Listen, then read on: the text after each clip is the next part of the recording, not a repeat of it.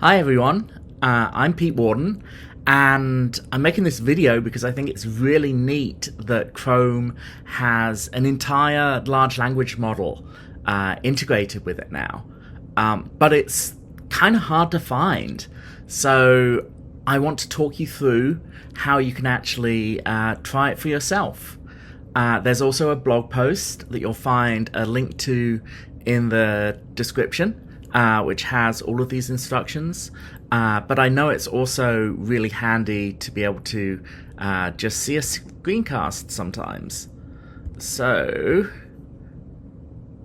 if I just get this started, the first thing you need to do is, because there are a bunch of developer flags you need to turn on, go to this Chrome internal page, Chrome/Chrome URLs, enable the internal debugging URLs, and then go to the Chrome settings and enable the flags for running the prompt API.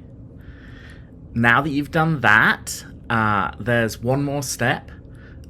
Go to this page on moonshine.ai that simplifies just turning the rest of the stuff on, and then go to the Chrome internals on-device internals page, and this is an internal debug page that helps people who are developing applications that are using this web API. But the nice thing is, you can just type into the box and use it just like you do Claude or ChatGPT. So start off by asking if the LLM actually knows that an LLM is included in Chrome, and you hit execute, and if you scroll down you'll see, generating pretty fast, a fairly decent summary of the importance of this this development. You can even add images or audio to this. I'm going to use an image of this is Fiona. She is one of my two dogs, and I'm gonna see if the large language model actually understands what breed she is. So I'm just gonna ask, and it gets it completely wrong. She's actually a miniature pinscher, but hey, I still think it's pretty awesome that you're able to do this.